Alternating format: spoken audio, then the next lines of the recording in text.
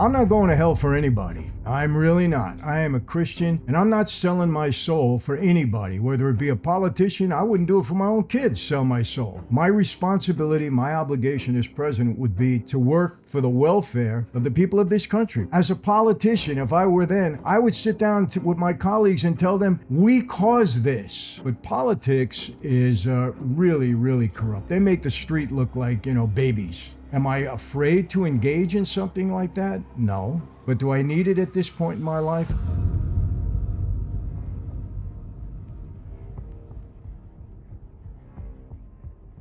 Hey everybody, welcome to another Sit Down with Michael Franzese. Hope everybody is doing well. All is very good, very blessed on this end. As always, my friends, I give all the praise, honor, glory, and thanksgiving to our God for that. Had some real interesting guests on. Hope you really enjoyed it. Hope you enjoyed my video about Justin Bieber and Britney Spears. Meant it from the heart. Those two young people are struggling, and hopefully they can get it together. A crazy thing that I have to respond to today, and that's because I get this so often for some reason, and it's been happening for years now. I think even Sammy Gavano got a few, comments about this. Michael, why don't you run for office? You got such a good perspective on certain things. You knew how things ran on the street. You wrote a book called Mafia Democracy. You understand how the government works to a large degree. We need somebody like you who are on the right side of it. And of course, there's some of you out there would never ask for that because you know that my politics or my ideology doesn't align with yours. But, way back when, a couple of years ago, I was seriously asked to run for a position in Las Vegas. They've been talking about maybe the mayor of the city, state assembly, a couple other things. People now are telling me, Michael, run for Congress. You can do it. The fact that you have a record, it's okay. It's old. I hear all of this stuff. So let me respond to that and tell you, a couple of things. First of all, I got to be honest with you. My wife would not like me running for office for sure. We've had enough scrutiny in our life, and I know that she knows it's a dirty, corrupt game. And, if I were to run for office, things that I was involved in 30, 40 years ago, the media will make it sound like it happened this morning, so they'll go back and they'll start to dig stuff up. And we know the media, to a large degree is corrupt. They don't report things properly. And, why should we put my family through something like that again? I get it. I understand it. She's had enough in her life. I've been, a highly publicized figure. Not everything has been complimentary, so I understand that. And of course, I would always put my wife and children first and not do anything that would really upset them to that degree. Secondly, look, I've seen corruption all my life. I really have. And I know politics is a very corrupt game. There's no question about it, And I've talked about this when people say, that the police department are corrupt. The police departments are corrupt throughout this country. And, we need to defund the police, get rid of the police, and have, community services to help the criminals go straight. It's so ridiculous. That doesn't even make sense to even propose something like that. We need police. And of course, there could be reform the same way there could be reform in every office that exists on the face of the earth. My friends, I know something about having power. Whether it's on the streets or in the media, it's all about who controls the narrative. And right now, the mainstream media is trying to control yours, whether you realize it or not. I've been using this platform called Ground News, and it's completely changed how I look at the news. Let me show you exactly what I mean. Remember the Hunter Biden pardon story? How can we forget it? It was everywhere. Well, over 1,000 news sources covered that same story, but watch what happens when we compare headlines from the different outlets.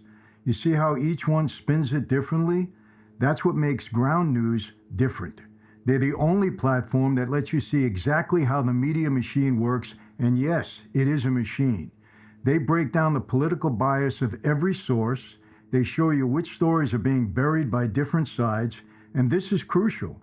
They expose who actually owns these news organizations, and that makes a difference, a big difference in how it's reported.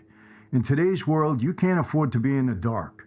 Ground News gives you something invaluable, and that is the ability to see through the smoke and mirrors and the gaslighting of mainstream media. Right now, you can get the same tools I use for half price. Just go to ground.news/MF or scan this QR code where you'll get 40% off their premium Vantage plan. Come on, that's less than a cup of coffee for the same tools I use to stay informed.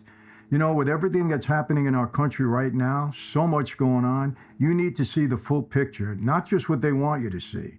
So don't wait on this. Take control of your information today. You want to be in the know the right way? Get to Ground News. It's an offer that you shouldn't refuse. Government. Do we need reform in our government? Of course we do. Do we need reform in the Catholic Church? Of course we do. In some Christian churches, obviously. You know, we need reform in everything. And we constantly need reform. Nothing's ever going to work perfect. That's just the way it is. But politics is really, really corrupt. They make the street look like, babies. Trust me when I tell you. And yes, I've had a taste of it on the street. I've been with politicians that you can call them corrupt.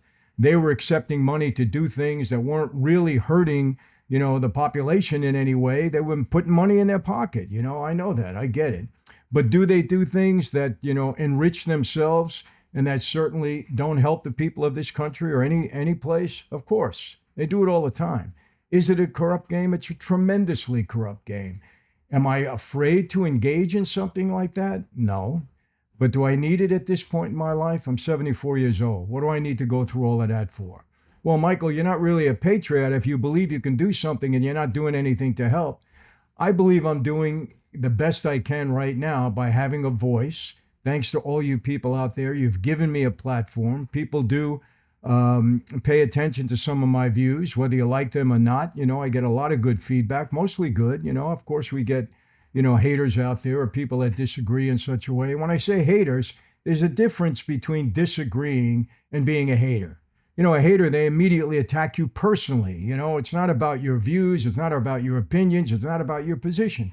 They come right after you personally. It's silly. It doesn't accomplish anything.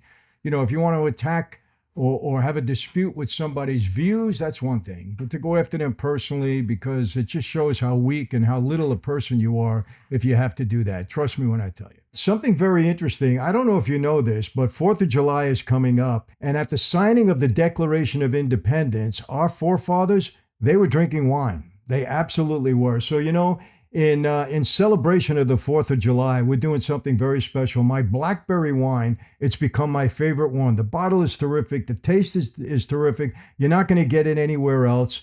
And we're in a limited supply. So in honor of red, white, and blue and the 4th of July, go to franzesewine.com and try the blackberry. I guarantee you're going to like it. It's an offer you shouldn't refuse. I would never run for office. It's not something that I'm willing to do at this point in time.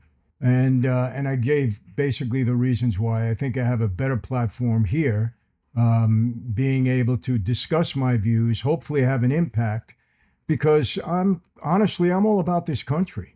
That's it. I want to help people see what I believe to be the truth. And for those of you out there, Michael, you're in Trump's pocket and Trump must be paying you off. It's so ridiculous. It's so silly. It's hard to even respond to anything like that. Because somebody has a view that is in opposition to yours, you have to make ridiculous statements. It makes no sense. Why would Trump be paying me? What does he need to pay me for? He's the president of the United States. He doesn't need to pay me for anything. If my voice out there helps him get a few votes or tries to let people see the right thing, what does he need to pay me for? It's so stupid. It really is. I have to talk straight with you people. It's stupid to even suggest something like that.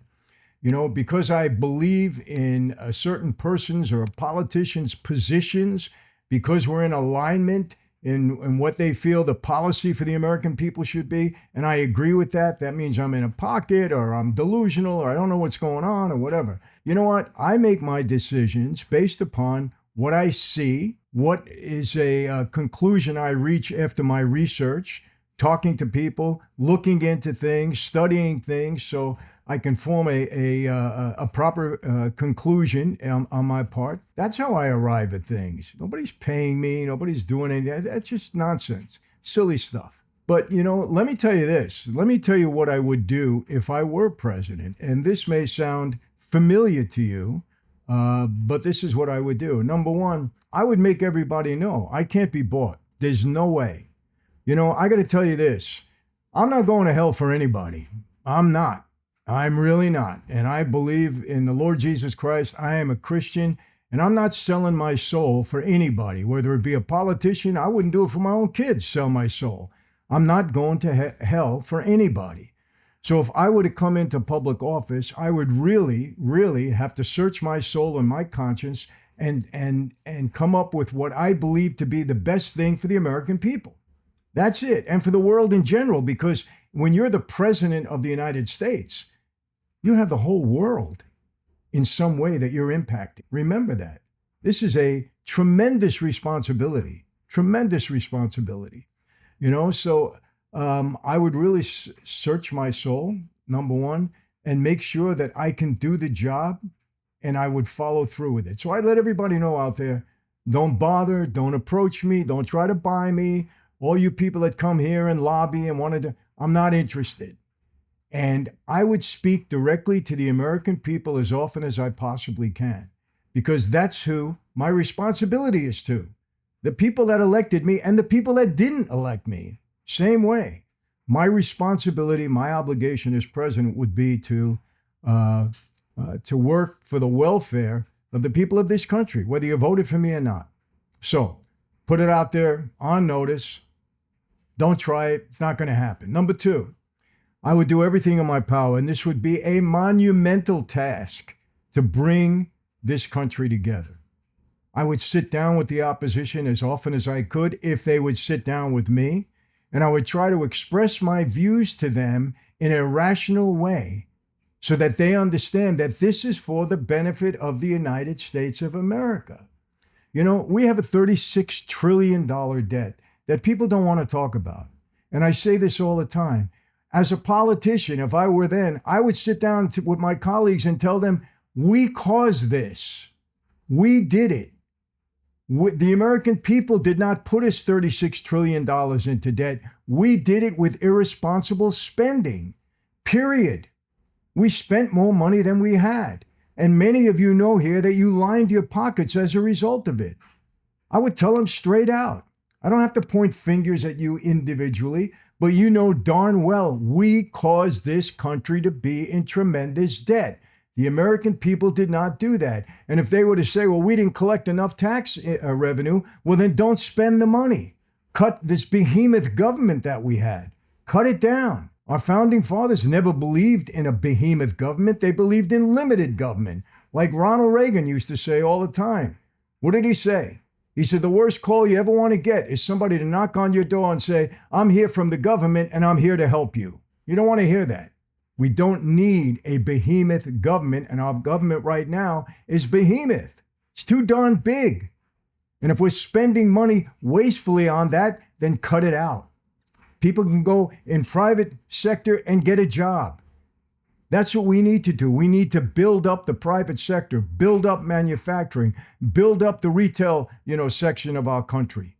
Help everybody. We're a capitalist nation. That's how nations survive. That's what I would do. That would be number one. Work hard in trying to cut this debt down. And I would go to the American people and I'd tell them, listen, you didn't cause this. We did it collectively. I'm even going to take responsibility, even though I just came into office. And I'll take more responsibility if I don't help to reduce this debt, because someday it's going to bring our country down. There's no question about it. You cannot continue on this path and creating this much debt and expect to survive. We're only pushing it, kicking the can down the road, pushing this on our children and grandchildren. And if you feel good about that, what could I tell you? So there's going to be some pain. Has to be. And I would try to appeal to them rationally and show them, even if I had to get a board, and show them this is not going to last. It's not sustainable. We're going to destroy ourselves. Same way the Roman Empire destroyed themselves. They were taken down from within. Their military became weak. They became very immoral. I'm sorry, immorality was the talk of the day. And financially, this was the problem there. We can't let that happen to the United States of America. So we have to start cutting corners, and it's up to all of these people, left, right, whatever, independent, to get together in a room and work it out. And I would publicize the meetings. And I would tell them all, I don't want to hear any backdoor garbage. No backdoor. Let's put it in front of the American public and tell them how we're going to solve it. That's it. And yes, maybe some of these programs have to suffer. We don't want to let Social Security go. We don't want to let Medicare go. Those are the last things that should go, because people paid into their Social Security, and the elderly needs Medicare and Medicaid to a degree too. But yes, we got to get the people off of Medicaid that don't belong there. There's a lot of government abuse. There's a lot of abuse by the taxpayer because the government is inefficient in handling things. That's the way it is. We see it all the time. So that would be number one. Get all of Congress together and say, we need to do something here. That's it. And then I would try to explain to the American people the reason that you're so divided is because of these people here, all of my colleagues that are feeding you stuff to divide this country because their ideology is in opposition to another ideology, and therefore they want to get back in power, and that's it. And I would tell the American people, listen, people in this room are guilty. They love the power. They love the perks, and they shouldn't, because they are your public servant. Now you say, Michael, this is so unreal. It doesn't even matter. You're setting you up to get killed. Somebody's going to try to assassinate you, and it'll be from within. Well, you know what? If I took on the job, it's the only way that I could do it. Because I tell you, I'm not going to hell for anybody. And if I took such a massive responsibility on, where the people of this country were depending upon me, okay, then I would have to go all out, or I wouldn't do it at all. I'm not going to hell for anybody, meaning I'm not going to sell myself, sell the people a bill of goods on the campaign trail, and then go into office and do the exact opposite. I'm not going to do it. I can't do it. So please, that would be, and I say that from the heart. And maybe it's a little selfish. Michael, you're not going to hell for anybody. That's right. So either I take on the job and do it right, or I don't do it all. And what I believe to be right is to work on behalf of the American people. Now, understand something. I may not get everything right. I may not. I may make a mistake. I hope not. I hope I put the best people around me to advise me. That's what I would hope to do. And let me tell you something, people. I'm not great at everything that I do. I told you that. People said, you're a brilliant businessman. Well, I know my way around, but brilliant may not be the word. I don't know. But I did have a talent. You know what my talent was? Realizing that I don't do everything well, or that I don't want to do everything well. I knew how to pick the right people. Do what you do best, delegate the rest. Remember that. Do what you do best, delegate the rest, and then learn how to be a good motivator, a good leader, so that these people buy into what it is you're selling them, or what it is you want them to accomplish. Motivate them, encourage them, make them want to do the job. And if they don't, and if you find out you made a mistake, you let them go and you get somebody else. So I would hope that I would have the right consiglieres around me in each department. People to advise me, not yes men. I don't need a yes man. I need somebody to say, you're right, you're wrong. We're better off if we do it this way. We're better off if we do it that way, whatever. We arrive at a consensus. Yes, I'll make the final call, but I want to get as much information as I possibly can. So that's what I would do. Benefit the American people. As far as foreign policy, listen, it's all about knowing how to, you got to know who your opponent is. You got to know their mentality. You got to know what it is they're trying to accomplish. Otherwise, you're not going to succeed. That's the bottom line. You have to know. So you got to do your work. If I was dealing with Putin, I want to know the psychology behind him. I want to know what his goals are. I want to know what he's trying to accomplish. I want to know how I speak to him, what I know I can get from him and what I know I can't get from him. This might be a monumental task. I don't know if I can do it. Trump, he's not able to bring both parties together. The divisiveness between these two parties, I don't think it's ever been worse than it is now. I mean that. In my lifetime, I've never seen anything like this. So I don't know that Trump is going to be able to accomplish that. I'm not saying that I would be able to accomplish that, but it would be a major effort on my part. I see, Fetterman, Congressman Fetterman. I mean, He's coming aboard. He doesn't agree with everything that Trump is saying, but he's agreeing with a lot of it. He's approaching it logically. He doesn't have TDS. He isn't saying no matter what Trump says or does, we're not going along with it. He doesn't say that. He listens. He agrees with something. He'll say it. He puts it out there. I have so much respect for that. To try to arrive at a consensus is difficult. There's some things we're just not going to agree on. But there are other things that we have to agree on. When we're doing something for the benefit of the country, if God forbid a war were to break out, or God forbid something that, really was vital to the health or the welfare of the American people, we have to come to a consensus. And I always do my best to do that. So I don't want to get into all my policy choices right now. I don't think that's what you're asking for. But I guess to sum it up, what I would do if I was president of the United States would, number one, again, really think about it first before I took the job on, and then know that I had to do everything in my power the right way. I'm not for sale. I'm not for backdoor deals. I'm just going to do it that way. And I'm a deal maker. I would have to take it on and do the right thing for the country because, again, I'm not going to hell for anybody. I'm sorry. And I'm not going to, get into office and say one thing and then do another when I finally get there. I'm not going to do that. My second thing, I would put it out there right away to the people. Listen, you know what? If I make you a promise, hold me to it. I'll make you a promise. If I make a declaration, hold me to it. I would communicate with the people as often as I could. I think Trump is pretty good at that. I would do my best not to overpromise and underdeliver. I think if Trump has a fault, sometimes, he gets a little lofty in his promises, and then it's tough to deliver. Even though he may want to, he doesn't realize there's obstacles in the way. Sometimes you can't always deliver. And then, of course, the other side gets on, he made you a promise, but he didn't deliver. They don't tell you that the reason he can't deliver is because you're blocking him every step of the way. But anyway, got to be careful in what you promise. Make sure you can deliver, or at least tell them this is what I'm going to try to do, and then show the effort to do that along the way. Communication with the American people is vital. It's vital. Being able to back up what you say, vital, because you've got people on the other side that are looking to cut your throat all the time. But again, try to bring both sides together as best I could, communicate with the people, get good advisors around me and make the right decisions, especially when they're critical decisions, and then just manage this country in the best way that I possibly can. Because remember, whether you're the president of the United States, a person in Congress, you're public servants. You're working for the people. And we have to keep that in mind. And I'm telling you, listen, people of faith, sincere people of faith, I believe would take the same position as me. They go into office, they would have to do the right thing.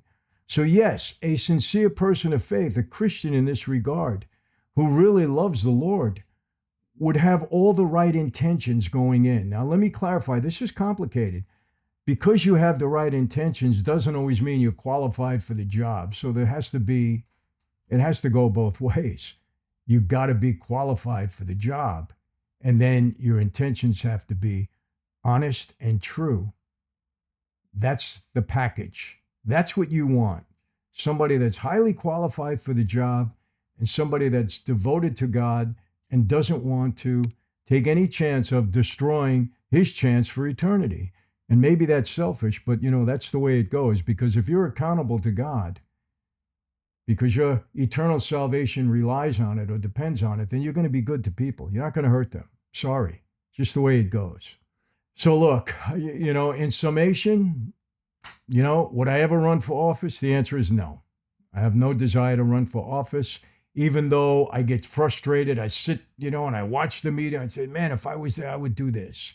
I wouldn't let that person get away. Or how could they do this? And I get very frustrated and very angry because I see them acting in the detriment of the American people. And it bothers me. It really does. It bothers. Some of the stuff that's going on today bothers me tremendously. But that doesn't mean I can get in there and solve it. What's the best way to deal with it? Well, maybe just doing what I'm doing now. That's it. Having a voice, trying to put people on the right track. Let me tell you something. I would never intentionally mislead people. When I tell you something, I mean it from the heart. If I'm telling you if I'm calling somebody out, It's because this is how I really feel. And I feel that they're doing something that's harmful. That's it. Always going against just for the sake of going against somebody. That's not in the interest of the American people. You're not a good person when you're doing that. You're selfish and you're doing it for your own particular goals and satisfaction and benefit. Nothing noble in that, nothing whatsoever. So I would never run for office because I believe I have a better platform to influence people, to give the true analysis on things, sitting right here where I am and speaking around the world. I have to tell you this, people. I've spoke to, in person, I don't know how many. I can't even count. Over 1 million, of course. In 30 years, absolutely. How many more people online? I don't know. I got, over 500 million views in certain platforms. So a lot of people have heard me.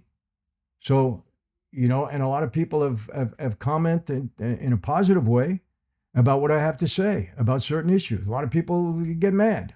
There's certain things that you can't even talk about because it doesn't matter what you say.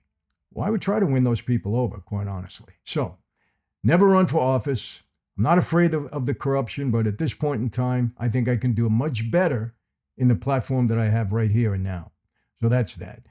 But if I were running for office, and I hope that there's a candidate out there that thinks like I do, I hope it's a good Christian brother, and I mean that thinks like I do, or sister. Hey, women are very capable, sorry. For those of you that don't think so, but women are very, very capable, no question about it. I see many of them that are, would have the same feeling that I have. You're not going to hell for anybody. You're going to go there, you're qualified, and you're going to give it your best shot to do the right thing for the American people and for the world. So I would do that. And really, that's it. That's all I have to say. So hopefully you get it. Hopefully I've answered some questions for all of you that have been asking me and trying to promote me to run for office. Some people, said, Michael, you should run for office and Sammy should be your vice president, or vice versa. Sammy should run for office and I should be his VP. I guarantee you Sammy ain't going for office either. None of us are. So anyway, listen, I care very deeply about this country. I care very deeply about the future of this country, about my kids, my grandchildren, all the kids out there. And I just want them to know the right thing. America is the greatest country in the world. There's no question. When I travel everywhere, everybody's in awe of America. And I've been all over the world. And California, when I tell them I'm from California, oh my God, I want to get there someday. Regardless of, what Newsom might be doing and the politics here, it's a beautiful state. And now people hear about California, oh my God, and I get it. Because the politics stink. Terrible. Really. How do you destroy something, God's creation, so beautiful? How do you destroy it? By your ideology and your crazy thoughts and ideas that you're imposing upon people. Crazy. So, but America's a great country, and I want to see it thrive and prosper, and I want to see all the people thrive and prosper. That's how I feel about it at this stage of my life, people. So that's it for today. So hope you continue to listen to me, and hopefully that my voice makes some sense to some of you, and we can continue to, to keep this country or put this country on the right track, because that's all we're asking for. And listen, when America is strong, the world is in better shape, because they know peace by strength. They know our might. They know what we can accomplish. We have to be strong in America, and our ideals have to be ideals that people look at and want to be part of. That's it. So how do I always leave you, my friends? Same way, never going to change. Same way. Be safe. Number one priority of our politicians, our president, and all these people in office is to keep us safe. Remember that. Never to put us in harm's way. To keep us safe. Be safe. Be healthy. Can't speak more about that. And yes, we ask God to bless every single one of you out there, families, friends, neighborhoods, communities. And yes, God bless America. God bless our president. God bless all the people in office, that you instilled in them the Holy Spirit so they come out and make right decisions for all of us, because, our lives and the lives of people in the world depend upon it. That's it. See you next time. Thank you.